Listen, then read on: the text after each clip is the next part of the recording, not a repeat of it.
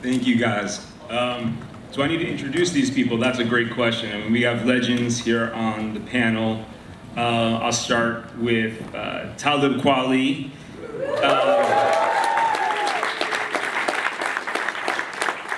He's probably, you know, in all of your top 5 dead or alive lists, and I need not explain anything more about him. Christian Scott, who, you know, is a slightly newer artist, but making a lot of news these days with his music and his mission and his words, very special artist, and a person who's very responsible for shining a light on a lot of amazing music. He's a Grammy Award-winning producer, Om'Mas Keith.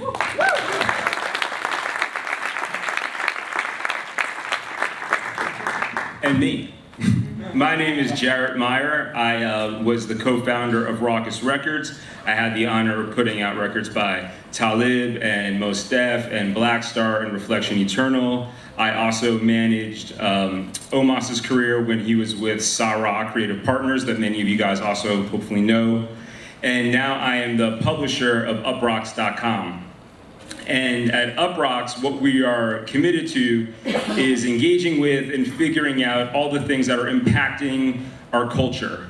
And one of the things that I'm sort of fascinated with right now is this resurgence of not just jazz, but the elements of what make jazz special. Improvisation, 10,000 hours of work, breaking down barriers. And you can see it in movies like Whiplash and La La Land. You can see it in the records that are breaking through on the mainstream, like Anderson .Paak and the resurgence of A Tribe Called Quest. Qual, you on those records? Yeah. You on both those records? That's pretty cool. For sure, Kendrick Lamar. The crazy thing is you can see it when your friend who's the old school sort of like sneaker guy slash, you know, your friend that you hang out with at the barber and maybe deals you weed. Now he wants to talk your ear off about Kamasi Washington and Flying Lotus, and it's like, what is happening in our culture where people seem to be gravitating towards music that was a little bit on the fringes before? And I think, Christian, I want to start with you because I've heard you say that people are craving something more nutritious right now. Yeah, well, I mean, there's a lot of layers to it, right? Obviously, for me as a practitioner of this music, I try to create music that is impactful, that is palpable to people, that forces them to emote and brings different things out. And so what we do musically always becomes about that relationship. But I think this generation of this music's practitioners they're sort of preoccupied with reevaluation, right? How we actually communicate with the listener. The era that precedes this time period, they call the neoclassical era in jazz music, which, you know, you think of characters like Wynton Marsalis brothers, Donald Harrison, Terrence Blanchard, these folks. And part of what they did with the music was they focused the music on what they perceived the traditional tenets to be, which was for it to sound like Miles Davis's quintet in the 50s, for it to sound like Charlie Parker and all of these things, right? Because what they were coming after was fusion, and for them, it was important for them to establish a language, right? This generation is not preoccupied with that because of what preceded them, right? So they're more preoccupied with making sure that they're actually communicating something to people and speaking the language and building bridges musically, right? I think one of the things that sort of created this new wave or change, I think is really what's going on socially and politically in the country, right? I think with the music industry, but also in the social political climate, I think you could argue that there was a time where Americans were being led around, sort of dragged around a little bit. And now people are waking up, and there's the critical thinking mechanism is turning on, and people are starting to challenge everything. And historically in this country, you know, you think about the 20th century, most of the people that are challenging a lot of these ideas that exist in the political sphere were listening to jazz music. So what's happening is all of these things are coming back, right? So this idea that we no longer want to be led around, that we're upset, we're angry about all of these seemingly disparate things that are actually related to things that have happened in the past, right? Obviously, we live in an era where obviously Trump just happened, rise of fascism, all these things are happening again. But this is, like I said, happening again. So when you have a generation of people that are waking up to these ideas, they want to have a musical diet that reflects who they are becoming. And so this is making people more open to the idea of jazz again. Thank you. Kweli, you and I talk a lot about using social media to, get your brand out there and get your message out there, but do you also think that social media and maybe streaming also has changed people's tastes and also make them crave something that perhaps they weren't craving before or didn't even know that they needed? Is there a change there? Yeah, I think that social media ties very nicely into what Christian was saying. I think that at a certain point, particularly for hip hop or, urban music, people who craved it, they got it from the radio. And then in the late 90s, when the internet happened and you had alternatives, internet radio, you had blogs, you had YouTube, where you could get your favorite song and you don't have to listen to the commercial, you don't have to deal with a corporation or deal with someone marketing music to you in order for you to discover new music. So a lot of fans of hip hop, a lot of fans of popular music who normally would suffer through and tolerate the market and the commercials and songs they didn't like, they just stopped dealing with it altogether. And then those same people turn around and they complain about what's going on the radio, but they're not in that world, they don't participate. Everywhere that they discover music is free, and it becomes a status symbol to say that I discovered it on my own. It becomes important to say that it becomes an ownership, like I own this, and this is something that you don't know about. It's reminiscent of how hip hop started, and I think you see the change in hip hop. I think that's why you start to see people wanting that nutritious value in their music when you discover it on your own and it wasn't sold to you in a box. It has to resonate, and at the same time, when you listen to empty, vacuous music that's still danceable, enjoyable, you're able to put it and categorize it in a way where you're like, okay, I enjoy that for what it is, but I still need substance. As opposed to when I first came out, it was this thing where it was like, you have to dress and act and be on a major label and be on this radio station and be on this video station, or else you don't even exist in the world of music. And you think that that's gone, or that's just changing right now? I mean, you'd have to ask a 20-year-old. You know what I'm saying? More than they would know better than I would. Do we have a 20-year-old here? But from my perspective, it seems to be pretty much gone. From where I could see, like I'm established. I've established what I do as a legacy artist, so I don't even have to deal in the same, my venues are different than a young, newer artist. A younger artist can get on SoundCloud and YouTube and Snapchat and Instagram and do things that I can't do. Right. Because people look at an artist like me and they say, okay, you had your chance. You were supported by these corporations. You had a chance to be famous. So it's like the way that I approach social media has got to be different from a younger, newer artist. But I could imagine that, from my children who are 19 and 20 years old, my children are what really put me on to Kendrick, not Kendrick, but like Ab-Soul and everybody else in TDE and Flying Lotus and Anna Wise and Bad Bad Not Good and all these acts, K-Tronada, all these acts that you don't hear in the clubs, you don't see them on the radio, but they are far more popular than some of these people on the radio.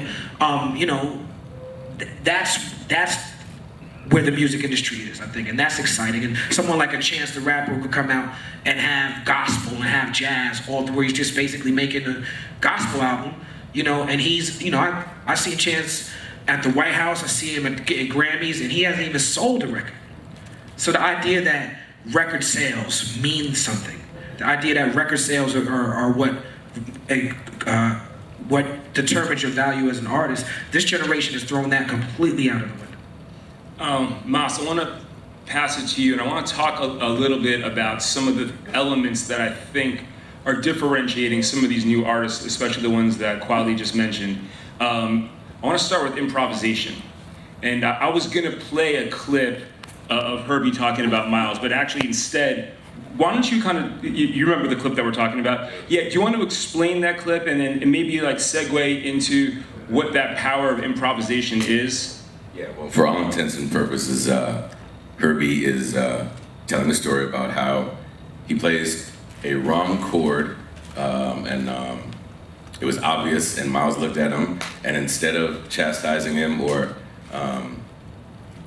making a fool of him on stage, essentially, Miles bended his solo to fit Herbie's chord. And Herbie elaborates and just goes on to talk about how ultimately there's really nothing wrong in the demonstration of art and interpretation and creativity. And I think that nutrition that we speak of is what I think is really an overt and very apparent demonstration of art by today's young, recording artists. And it's apparent in their ability to do it without anyone being involved in the process, as maybe that once was as once was the case in the major label era of rap, so to speak. And yeah, I mean, I think it's just about the nutrition. It's just about the fact that I think we need to deal with the fact that once I'm a product of the New York City public school system, and this is a system where it's compulsory to take music from inception till you leave. So myself and a great deal of my peers and colleagues got music education from kindergarten to the 12th grade, readily available, most cases mandatory.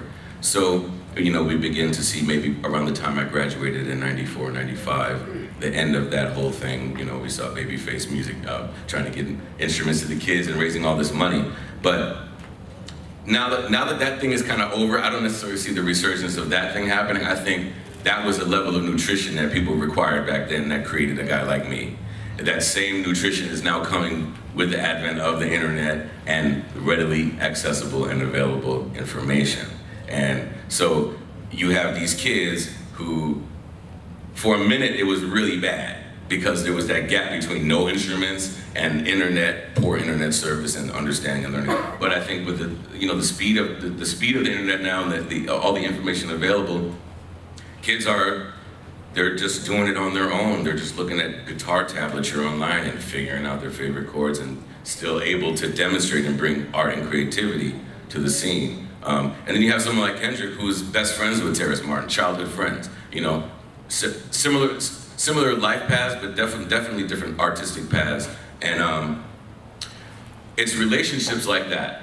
Like we talk about what is it that makes a record like Kendrick, but I think what it is it's relationships. It's the fact that you still have a great deal of camaraderie, love, and respect for art and artistic expression.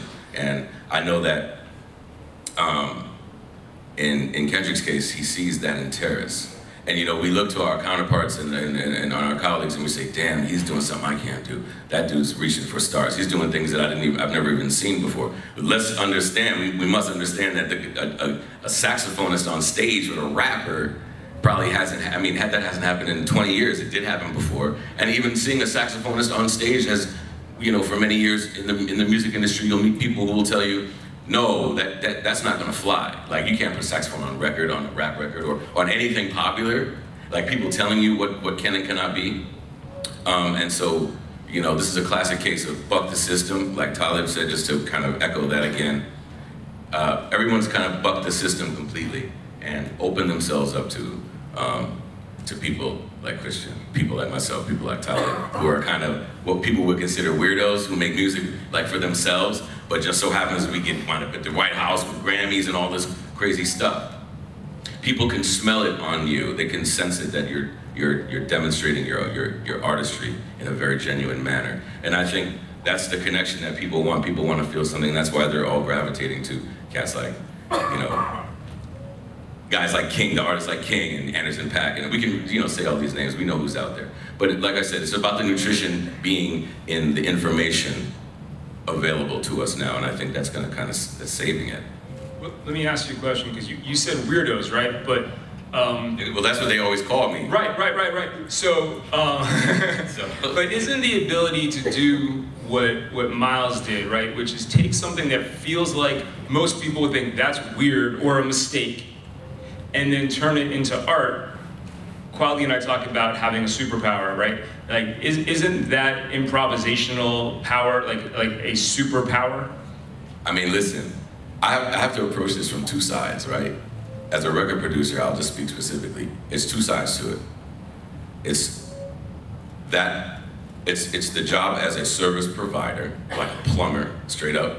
You're a producer, that's your job. And then there's the other side as a mentor. That's the Miles side from that. It's the side of knowing enough. I don't know if it's a superpower, I just know that I know that nothing's wrong. everything is open to interpretation. If you would like to help someone continue to demonstrate their artistry to the fullest abilities, first thing in critiquing them you will say is, well, this is what I really liked about it. And then you'll hopefully go on to offer some positive critique. Always reinforce the positive.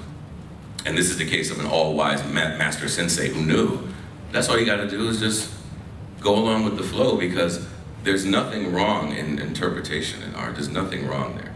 You know, now if Herbie's, I mean, listen, Herbie's job was to play it right that day. Don't get it twisted. Miles was mad too. He was mad, but he didn't let that get in the way of the show must go on.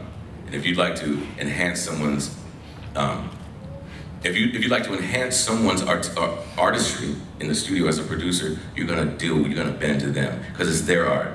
So that's why it's that service provider mentor thing where it's just like, well, you brought me here to help you be the best you can be, but you didn't bring me here to tell you, to make you be that.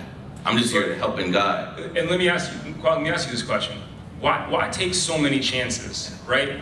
And I've seen you over the years take many, many chances where and it's like the Jimi Hendrix thing, it's like that Miles story where you want to take your art to this edge, right? But you could very easily just do the written verse that everybody knows. Like, I can think of a story, I can think of a few stories where I've seen other MCs around you, and I already know that they're whipping out their best written verses, and you're willing to take chances, do some freestyling, do different things. Why? I mean, especially if your power is being such a great writer, why do you constantly push yourself that way? I mean, that's really what I do it for. Is I run to the challenge, and I think that's what good art is just seeing the challenge and running straight at it, like dude from Get Out. You know what I'm saying? Like just running just straight at it. You know what I'm saying? But I think that as I get older as an artist, and it becomes more about the stage show and making sure that I deliver on stage, because now a lot of my craft is a lot less about making records and more about performing and presenting records. I improvise less, but I make it seem like I improvise more, which I guess I'm getting more professional, you know, at it. Whereas like I set up these moments for improvisation that I kind of know where I can go with it. But I think that that's master. Oh, we do the same thing. Yeah. It's like, you know, it's like you just get better at it. Back then, when I was freestyling back in the day, I would think 3-4 bars ahead of time. Now I'm thinking like 3-4 shows ahead of time. You know what I'm saying? But I think that that's you know, what else is there to do? If I were to try to just be mediocre, because that's just what it is. It's just being mediocre. You know, it's like I look at an artist like Jay-Z, and I think that he says he raps so much about money and capitalism and being rich, and he's really good at rapping. So he's so good at rapping, he rapped his way into being rich. You know, and it makes me think about, damn, if I had spent more time rapping about money, maybe I would have a lot more money. You know what I'm saying? Because I'm good at rapping. Manifest you can manifest it. Because your power is so powerful. Right, so I'm like, man, have I just been messing up? And, you know what I'm saying? But then I think if I spent my time trying to be like that, I'd be one of many Jay-Z impersonators. And so I have to be me. So it seems like it's taking a chance, but it's really being safe. It's really playing it safe. It's really doing the most efficient thing to just be yourself. I think is if I tried to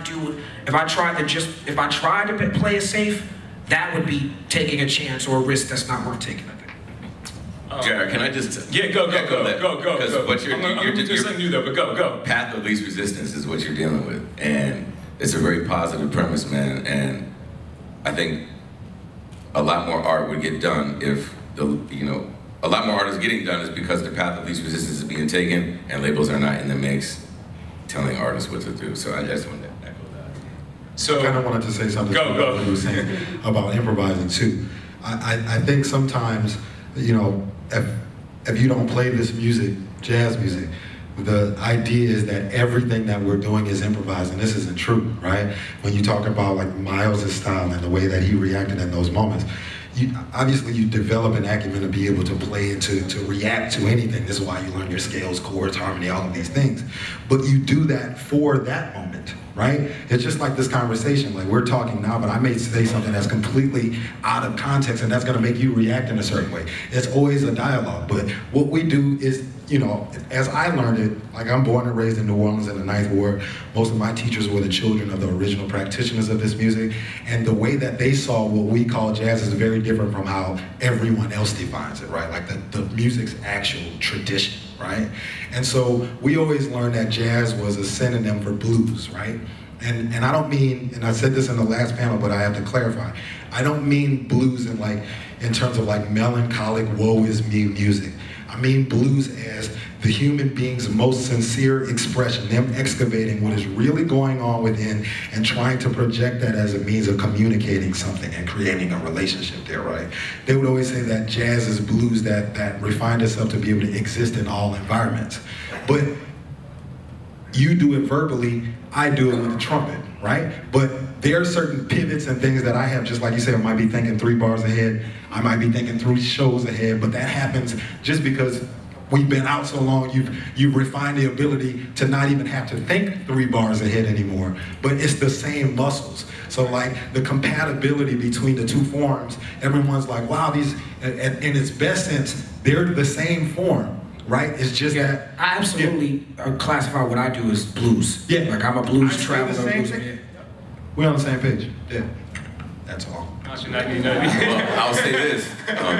You know, Max Roach and a lot of the great jazz musicians began to disavow the premise, the word jazz, and not associate themselves with it. And one of my mentors, Gary Bartz, he refers to himself as a bluesman, straight up. So this is the history. This is the categorization is a big problem right now. I sit on the board at the Grammys, and that's what people are into. People are in the business of categorizing things and putting people in a box.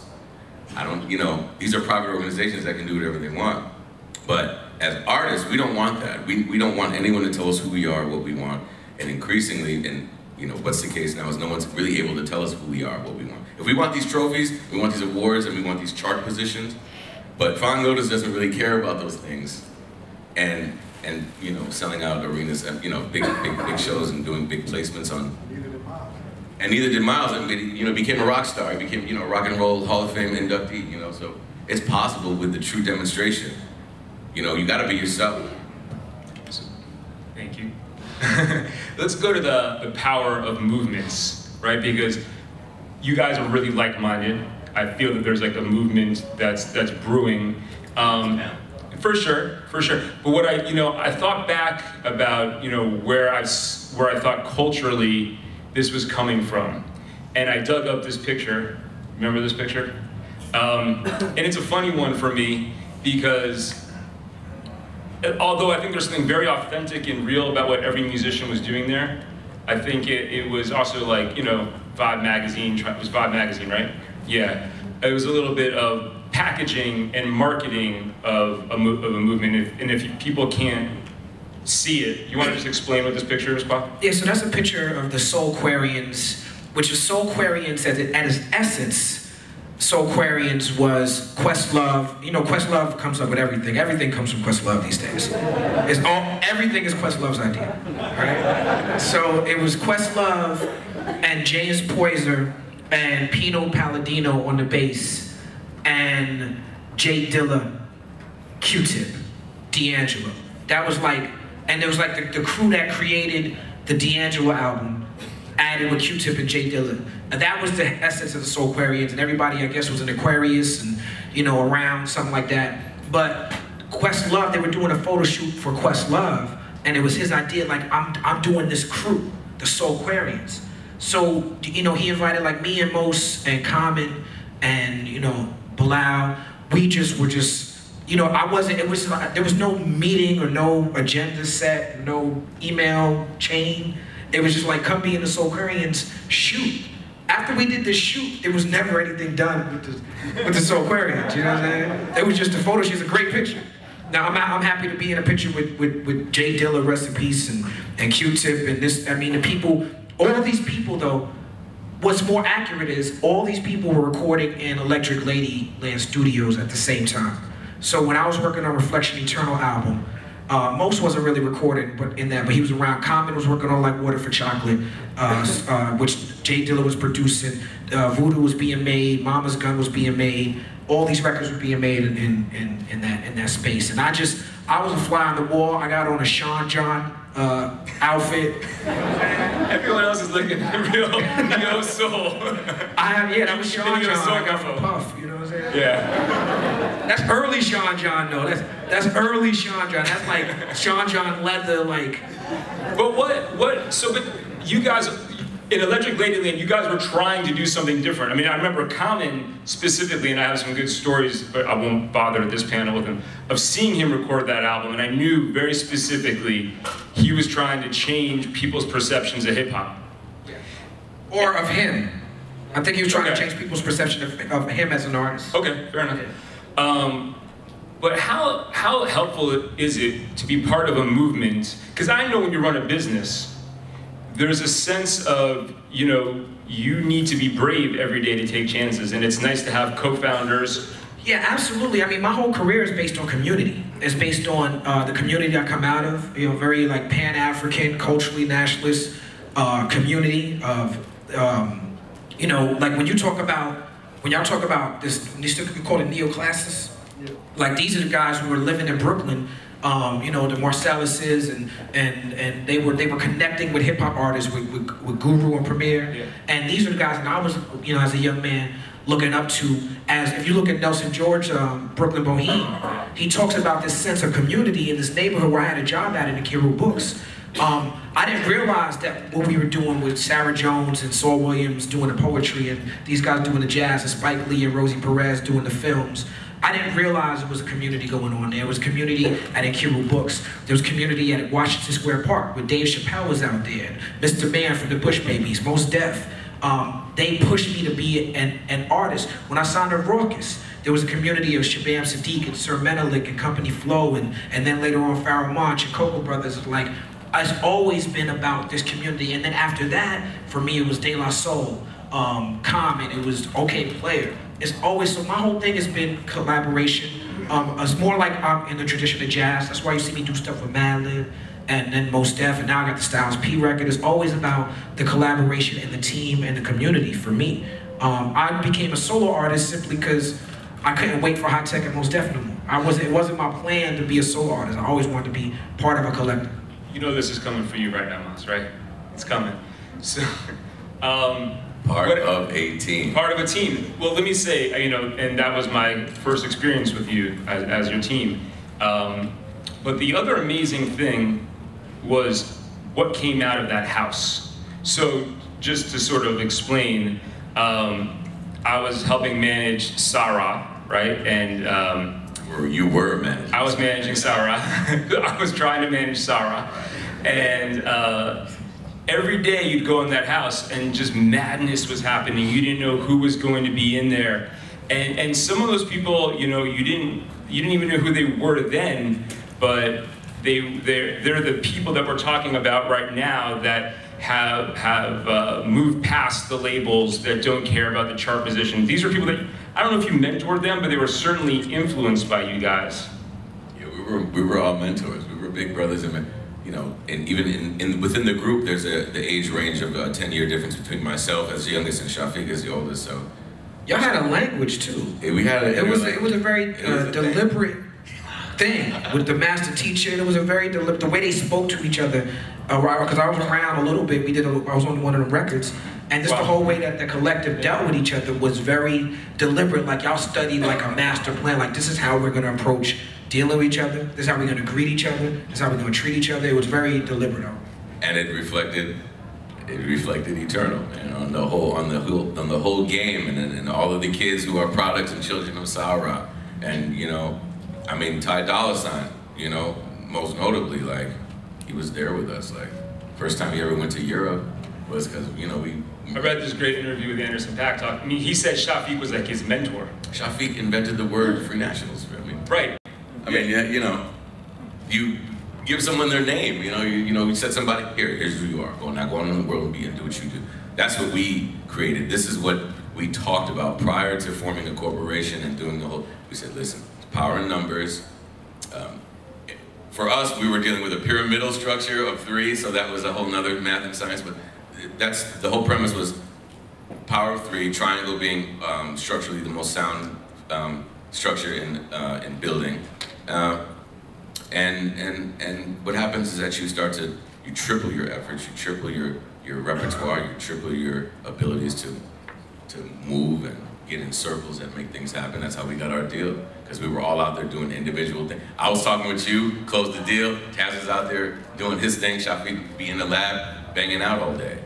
And you put that all together and you have, like, no human can be that. No one human can be all that energy, you know? So, and I mean, I never went out and tried to do, you know, like, we never thought anything other than the group. Even though, you know, however it wound up, we always thought about the group and the brand and the word and what it was, the power behind it. The power was ultimately the power was love, truth, peace, freedom, and justice. Those principles. And I think, you know, having a very holistic and intentionally holistic approach to creating music, if you're doing it good and you're learning, the people that start coming around you just start to absorb this energy. And also I tend to find that if you're on a very positive path, or what maybe we would consider a positive path, and you're interacting with people who aren't feeling that, then, you know, this is a great way to know who you don't want to deal with or who you shouldn't be dealing with. You know, so we were always able, that's why there's really no bad relationships in my group, because everyone that was around us was down with the positivity. You know, I mean, even you were down with the positivity, 100%. Always down with positivity. Always, 100%. Quad's down with the positivity. You know, John Legend was down with the positivity. Kanye was down with the positivity. So let me pivot to something. I have a quote up right now. It's this Duke Ellington quote about intention and art. And I've talked to Kweli about this, and you basically outlined it really beautifully, that your group had a bunch of premises, you know, that things that you guys stood for, so that everything you were making was bigger than the product, right? It was a manifestation of those elements. When I met Kweli, before he had music out, he broke down his plan to me, like, he's going to be a representative of his community, he's going to affect social change.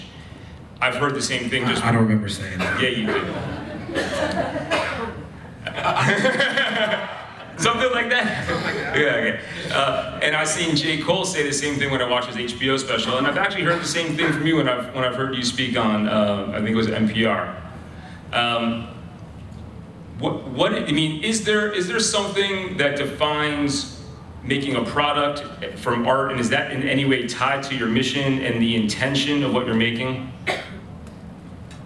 I think, you know, and I definitely want to hear from Christian on this, but just for me, what, like, if I'm glad I said that. I don't, you know what I'm saying?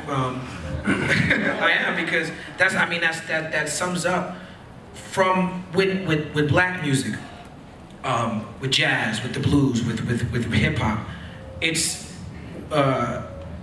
art that is mandatory. It's like a natural resource. It's not something that you put on a wall and gawk at, and then you leave from it. It's part of, it's connected to culture. And so I think with that intention, you know, with that intention, there is no art that truly exists that's not connected to culture. Even when you hear a trap rapper rapping about a Ferrari, you know, that's an image, that's an anti-poverty image. It might be crude, you know, it might be uninformed, but it's someone who's like, what I'm looking around at my surroundings, this is wrong.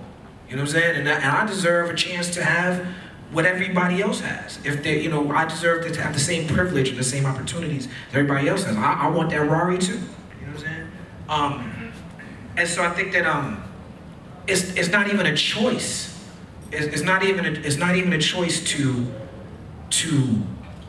have to know that the music is connected to culture and not make music in that way. I think a lot of people just don't know. Most artists coming from the hood, they don't have the knowledge to really understand the cultural ramifications of art, and so they're just doing what's natural and organic. I think once you learn, you see it when rappers get older. I saw Snoop Dogg made a video shooting Donald Trump this morning. You know, T.I. As the older he gets, the less he, you know, walks around with assault rifles, and the more he's like conscious. You know what I'm saying? Like, you know, it's an evolution. But yeah, I don't think we have a choice. I don't think there's a choice there. Yeah, I echo that. I mean, I think, you know, for the younger generation of players in this culture of music, I think, you know, the stakes are really high. Like, you're talking about a group of people that realize that outside of that context, they don't feel like they can say in their daily lives the things that they can say from these bandstands, right? Like when I was a little boy, when every day I left my house, I would go to school, I would pass a picture of Malcolm X that said that the only place a black man could be free in America was playing jazz. Like, that impacted me as a young person, right? And this is something that I deal with every day. Obviously, like, what we do musically is sort of walk that back a little bit as a means of trying to create a space of welcome and inviting people into what it is that we do. But I think a big part of it is the fact that the stakes are so high, right? In what we create, right? I'm just gonna take a half step back. I know there's some people that were in the last panel that we did, so you may have heard this, but I wanna say this to people because it's important, the folks that haven't. The music that we make, we call stretch music, right? It's very intentional, right? We try to create a musical environment that goes about the business of stretching jazz's chord tenets to encompass as many styles of vernacular and landscapes musically as possible, right? But this comes out of my life experience, right? Like, I grew up in the 9th Ward in New Orleans, right? The elementary school that I went to is called William Frantz Elementary School. That's the first desegregated school in this country, right? I can hit it with a rock from my backyard. I can see it from my backyard. Now, as a kid, I'm growing up, this was a neighborhood that obviously was white first because the school had to be desegregated, right? Ruby Bridges goes there, she desegregates the school, and then blacks begin to inundate the space, and eventually ends up being a black neighborhood. Now, as a little boy, I'm seeing, you know, it's sort of like the two sides of the track situation, but everyone is mixed in, right? But because of topical differences, these people are fighting, right? So I see a white family going through food insecurity. I see black families going through food insecurity. I see a white family with their children being undereducated so they can be a labor class because the economy in New Orleans is based on the tourism. I see a black family going through all of that. But the only spaces where I can see them not view each other as nemesis, right? Not view each other as the sort of like antagonists to what it is that each group is building is in a musical context, right? So I began to think as a younger person, as you're speaking about intent, how can I address the problem in my community and what I see in an artistic space, right? So I began to not just practice the trumpet, but also practice a means of marrying things, like, as an example. So if we visualize a Western classical musician, and then we visualize a trap lord, hip hop musician, then we visualize a traditional Japanese musician, right? Like, you see very different people when I ask you to do that. And part of what we don't realize is a lot about what you hear musically is sort of hyper-racialized. How music is disseminated to you comes into these funnels where you don't realize that that's what's happening. But so you have all of these different cultural expressions, all of these different groups of people, all of these different folks are making music. But when you, at its core, when you take a half step back, you know that the human being is there. Like, yes, we will agree that insofar as a racial construct that, it's a social construct that race exists, right? But, like I said before, there is no Homo sapien Africanus, right? We're all one family. So even as a kid, I said to myself, well, look, like, I'm obviously brown as hell, I'm a black man, right? I'm growing up in New Orleans. I pretty much can't go to any other neighborhood in New Orleans without having to deal with police harassing me. I've had cops pull guns on my head. I have a song called Ku Klux Police Department about just that. So I'm aware of what my reality is. But in terms of the intention, how do I break that down? How do I create an environment where my kids may not have to do that? So what I say is, okay, well, I will take this idea of these hyper-racialized spaces in which we disseminate music that we'll say, for lack of a better term, we'll call genre, right? Because look, let's just keep it real right now. If you listen to blues music, you listen to country music, on some levels, like, look, I know what's going on with the harmony, the melody types, the rhythms and shit. I dare y'all to tell me the difference, really, on some levels. Like, yes, there are some differences, but they're topical, right? So, but if I can take any genre, all of these seemingly disparate cultural expressions of all of these different people, and I can create a template musically that through the lens of jazz goes about the business of marrying all of these contexts, like traditional Japanese music with maybe a Casa Soto or a Casa Laban rhythm from Mali, with maybe something that sounds like Manny Fresh beat or some trap shit. If I can mix all of those things, then what am I saying about the people, right? So I think part of like your first question that you asked, what's going on right now? Why is this so palpable? Why is everyone reacting in the way they're reacting? The musicians realize that this music is a very great music to build bridges with. And I think the intention behind what they're doing, like obviously, like I'm never not gonna be a black man. Robert Glasper's never not gonna be a black dude, right? But we are smart enough to realize that the way that you actually move that forward is by creating an environment of welcome so that we can actually have a discourse about what we are all enduring. And so this is the intention of the day in terms of what's going on with creative, improvised music, jazz music, stretch music. Amen.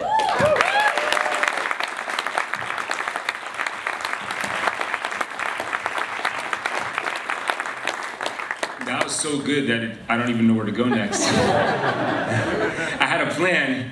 No, I have to improvise. Just change the color, right? There you go. No, I have to improvise my plan. By the way, who is in our audience right now? I'm just curious, because last year when we were here, I was surprised by how many people were here because they were looking for advice about their careers or their businesses, careers and businesses. How many people here are artists? Woo! I knew there'd be more artists here this year. I like that.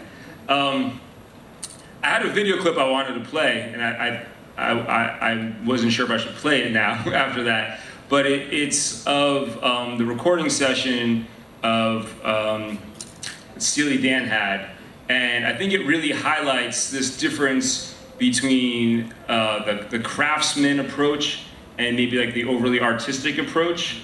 And just because I know that there's some fans on stage here of Steely Dan, I think it's kind of an interesting one. Is it okay to still go there? Yeah? All right. I'm from the Rhino Records documentary. Okay, cool. You know it? My hero. Do I have sound? It's one of my musical daddies. We were really glad that he came in. It took a while, as I recall, to persuade him to come down and He didn't really do dates. and do it. And I think he felt that the chances were that we would be asking him to do something that was not particularly appropriate, you know,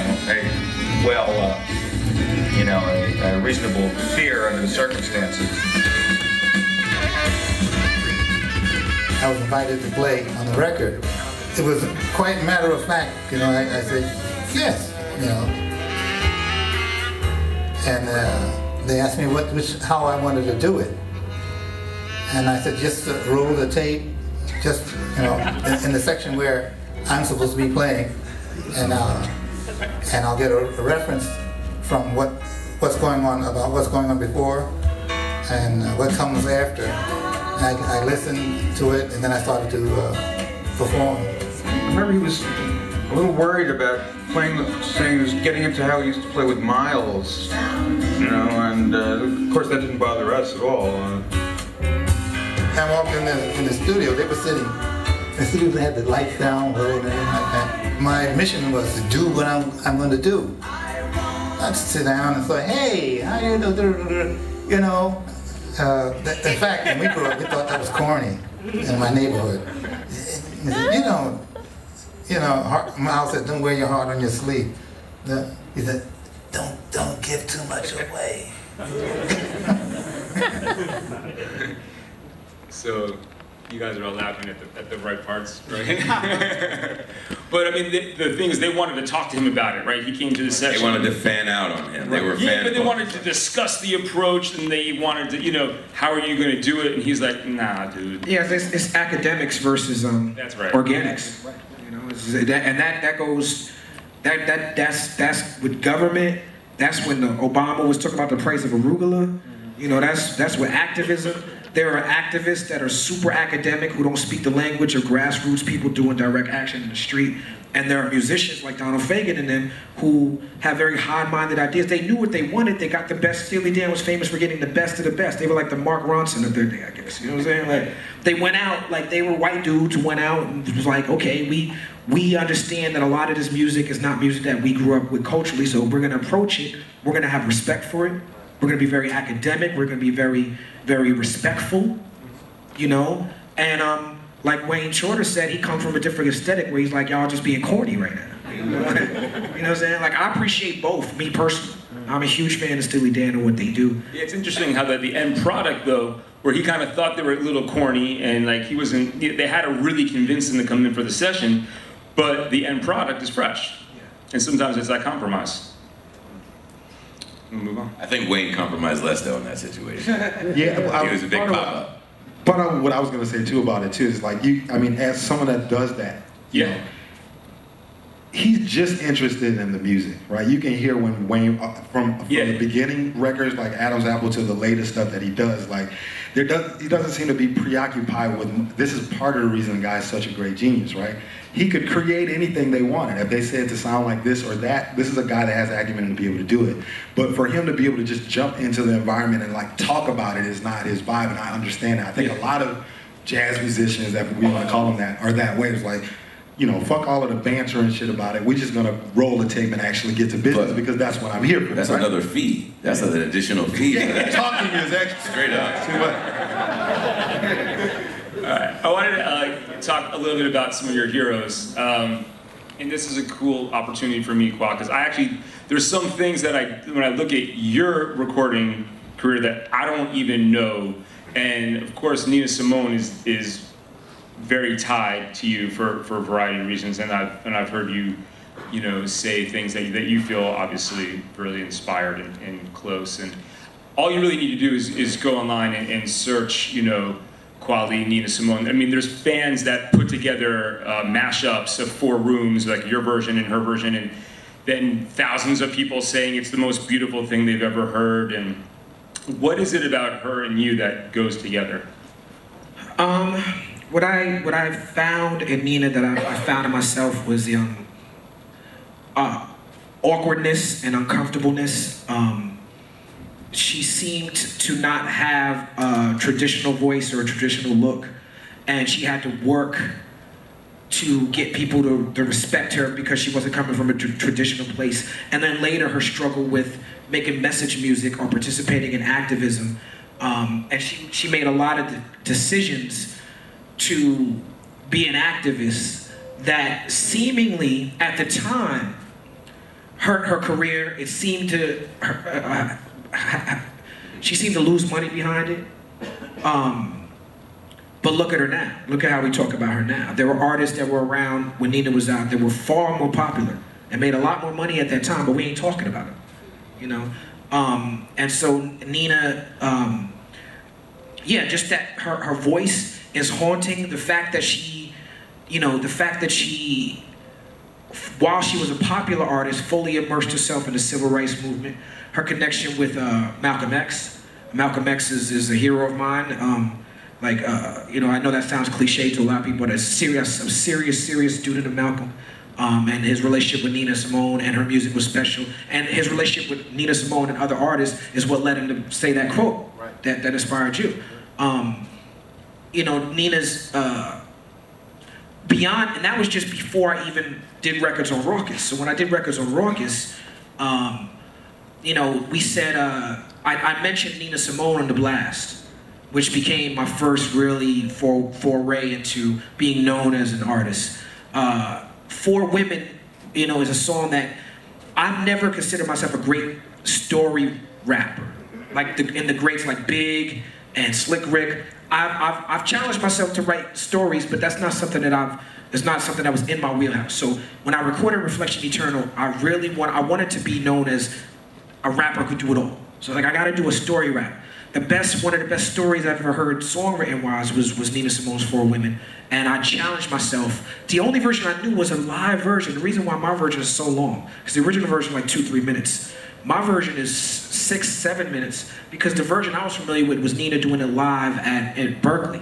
And in that live version, she takes the first 3 minutes of the chord, the piano playing, I guess that's her playing the piano, and she's talking about why she wrote the song. She's breaking down all the characteristics of the people. So I heard her inspiration before I even heard the original recording of the song. And hearing her describe all those characters, I'm like, if I can pull off a rap version of this, I'll be the shit. You know what I'm saying? And so we did it, and then the record was so obscure and jazzy and long and the Reflection Eternal album already had 21 songs on it.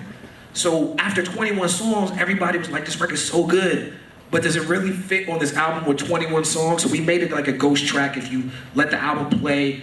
You know, that's the reason, yeah, because it was too long and too obscure, and like, but it became a fan favorite. It's crazy, fans still do stuff with it online. Yeah, but then a couple years later after that, you know, Kanye West, when he sent me the beat for Get By, I knew it was a Nina Simone sample, but I mean, I really worked hard on getting that beat.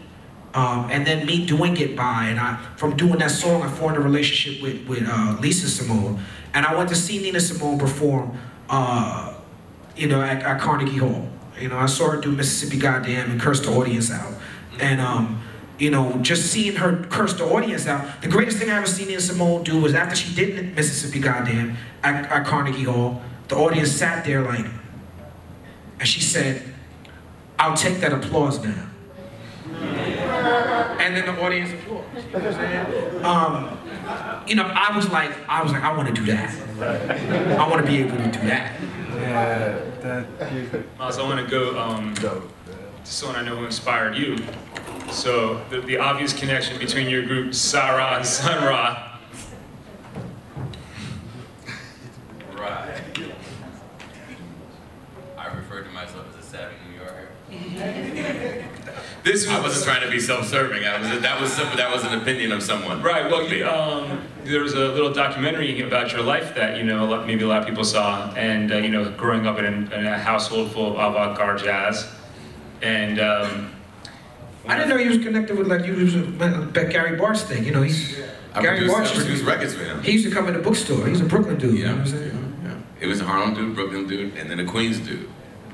So you picked, I mean, of all the guys in jazz to be, you know, name your group after.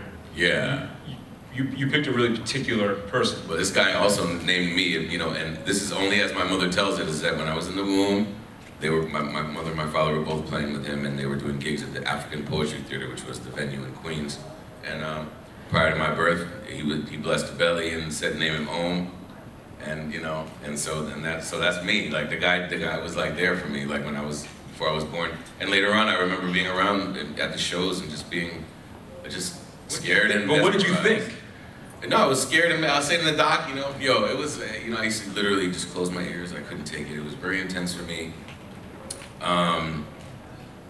As a kid, that shit is intense. It's just too intense.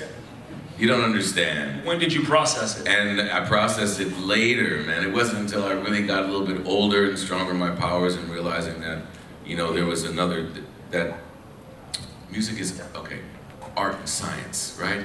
The science is the Recording Academy of Arts and Science. Like, there's a science to this thing, man.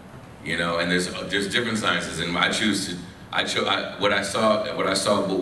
we as a group saw in Sun-Ra was kind of an embracing of the unknown, and that was really important, because that's your fear will destroy you in this business and in this life, and embracing the unknown, and as Sa-Ra embracing what we didn't know was going to happen, essentially, for all intents and purposes, making music just for ourselves only, and not worrying about what anyone thought, and knowing that we didn't know if this was gonna fly or not. That was the premise. I think that's what mostly appealed to us about Sun-Ra. Not to mention the fashion was exquisite, and you know, I mean, it's just a thing. You're seeing people of color looking like you, demonstrating like, you know, like your ancient ancestors, and then segue later on to George Clinton and Earth, Wind and Fire, and you're just seeing that theme is a very positive theme. There's so much positivity surrounding that kind of energy. I mean, and ultimately, it's all about positivity, man. That's a positive role model right there. You know, I also grew up in a household where you know, Dizzy Gillespie was probably the most famous person in the world to me. The one person who I would lose my shit when I saw on TV was Dizzy Gillespie do this with his cheeks. And then one time he called the house looking for Gary.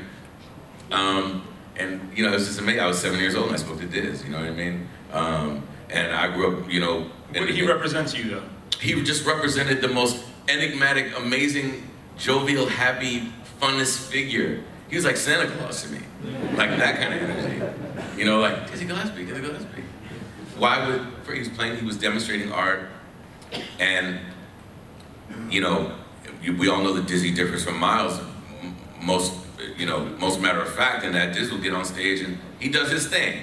But as a child, that demonstration of humor and whim and wit, and oop-bop shabam and dancing around and cueing, it just took me away. And also Cap Calloway, that was another. I wanted to dress like him as a kid.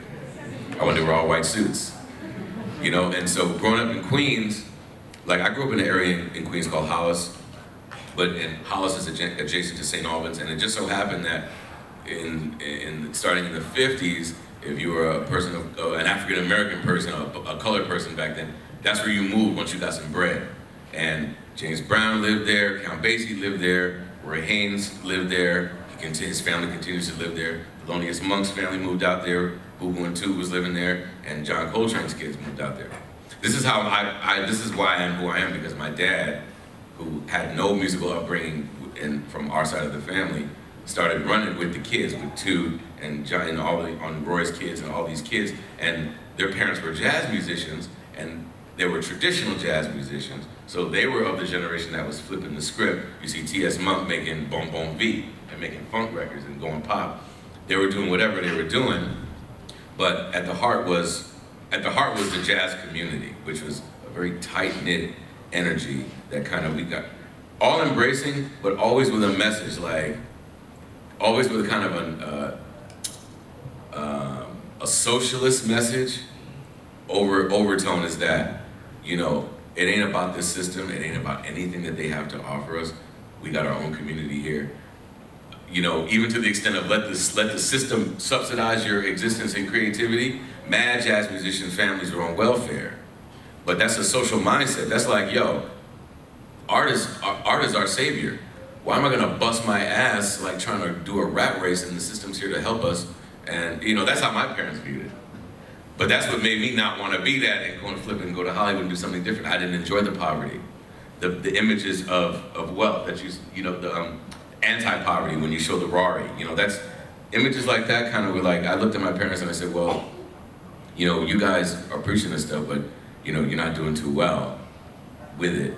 How can I take this wonderful upbringing and, you know, and do something that I'd like to do for myself, which is maybe to provide for future generations to come of my family, which is something my parents didn't think about because it was just about the art. So I think there's a movement of not necessarily having to be such a soup Nazi, so to speak, one way, and not having it just be about the art, but also having it be about whatever you want to be with your life, and not letting that get in the way.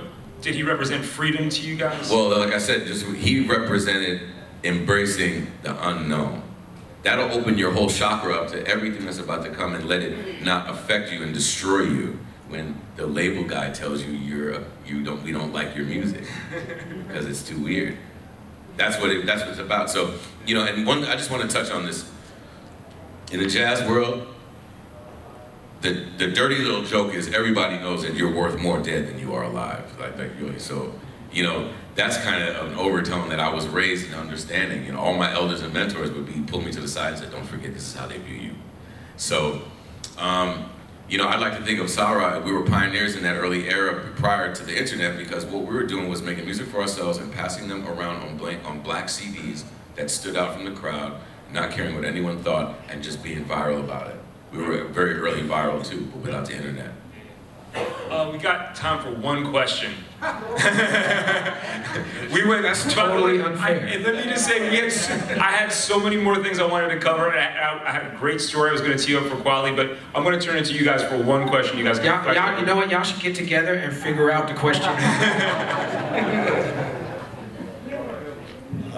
Yeah, a lot of pressure on you, bud. You represent the entire audience. Okay, I really don't, mate, because I'm from Australia. So,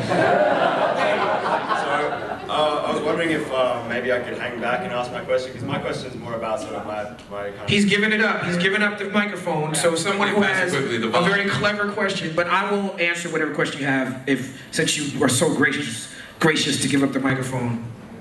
Yeah? Come on.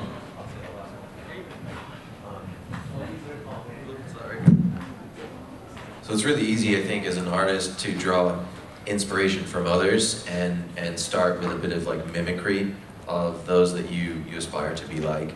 And where do you kind of draw that line and derive that originality and embracing the unknown? What can help like influence you toward the path to being down the uncomfortable, like wanting to delve into that uncomfortable? I was going to ask that question too. Good question. I think you know, mimicry or biting or being influenced by is perfectly welcome. You know, my style is a mixture of people I grew up listening to that I'm influenced by. It's Q-Tip, and by extension Native Tongues, it's KRS-One, it's early Ice Cube. I think there's genius to that. There's genius to Jay-Z repeating a big lyric and making it his own. When I went on the Mama's Gun tour with Erykah Badu, who is an absolute genius, you know, I watched her incorporate things into her set. I watched her, like, she was hanging out with Dead Prez at the time, and they was doing a lot of push-ups and calisthenics, you know, and they would have like this push-up session every day that she then added to her show. And she was doing push-ups on stage, and I was like, okay, I see how she did that. She was going out with Common at the time, and there was a part of the show where she performed Orange Moon, and she'd walk up the steps, and Common would come out, and he stepped, and that was all he did. He didn't rap. He just was her boyfriend in the show. And I was like, wow, she is a pimp. You know, but even with me, like at one point, there was a point when, for her encore, I was watching the show and she said, why don't you go out there and hype him up? Because I was on the tour with her and Music Soul Child, and I was the hip hop dude. So I was throw your hands in the air. That was my job. And so she was like, why don't you go and do the little hip hop thing? So I went out there and I hyped the crowd up. And it was great, you know, it was like, oh my God, I'm on stage with Erykah and I'm now part of the show, I'm not just an opener. And the next night she was like, yo, that thing you did last night was really dope, can you do it again? I was like, yeah, of course. And the next night, her assistant came to me and said, so stage time, the encore is going on at this time, and you need to be on the stage. And I was like, I'm in the show now. You know what I'm saying? So it's like she took, she's a genius in her own right, but I watched her on that tour take everything that was around her and incorporate it and put it through her Erykah Badu filter, and it come on the other end as something beautiful. Well, I'll just say something really quick. I mean, I agree with everything that he just said. I think, obviously, you know, this is important in terms of developing taste, trying to figure out which angle you want to try and communicate from. But part of what I've seen is, you know, obviously, it's just like when you learn to speak English, right? You learn, most people in this audience will find that there are moments when they're speaking, they sound like their parents, right? Or they sound like the people that have the closest proximity to them. This is how we learn. This is how we culture and information. This is how we learn to communicate. But I've always found that the artists that I'm most captivated by, right, are the ones that have the ability to synthesize all of these things like you're saying, but then to take all of that, obviously, and bring that into what it is that they're doing, but to excavate what they're trying to say through all of those lenses, and to create a space where they're trying to, you know, they take a step back and say, well, what do I want you to know about me, right? And how do I excavate that? The person that can tap into that space, which is an incredibly vulnerable space, right?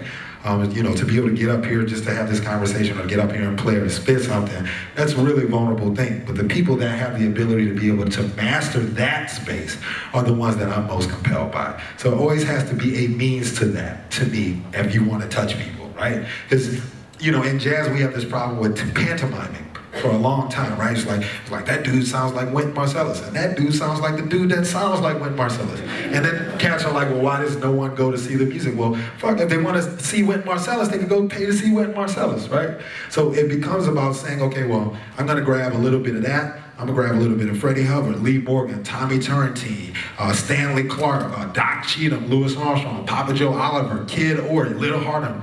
Acculturating all of those things and putting them into a context is ultimately going to make the best art. I always learn that the further that you go back, especially in this context, we're speaking about jazz, the further that you're willing to go back, the further you can go, right? So you have to process all of these things when you're developing taste and developing your mode of operating and how you want to disseminate what you're doing to other people. Say that cool one more time. Oh, the further you go back, the further you can go. I love that. All right. Thank you, everybody. Real quick. I know we out of time, but you were talking about St. Albans, Queens. It brought me to the Tribe Called Quest documentary, where they see all the people on the wall, and Jerome's breaking down the music. And Weldon Irvine, rest in peace, was also living in that community. And Weldon also wrote Young, Gifted, and Black when he was working with Nina Simone. And then Weldon also was on the Astronomy on the Black Star album, because at that time I was doing shows at the New Eureka Poets Cafe and Kira Books, and Weldon was reinventing himself as a rapper. Master Well. Master Well. That was his. And he would come to the open mics with me and Mos Def and rap. And bust. And spit. And it's the same way that Miles was working with Easy Mo B. Like his spit, he was like, hip hop is blues. I'm not gonna stop. If that's what it is, okay, I'm doing it. And rest in peace to Weldon. But I feel like I wanted to say that with this conversation because, you know, I relish and cherish the opportunity to think about him, and y'all just reminded me of him with this discussion in the best way possible. That's really important. Thank you. Peace, Master Well. Let me just say one thing about that. The first beat I ever made on the MPC 60, I played it for Weldon. He was like, yeah, that's kind of busy. I was like, this motherfucker's at my house about to eat dinner at my house. It's like, anyway, that's my Weldon story. That's what a true G does.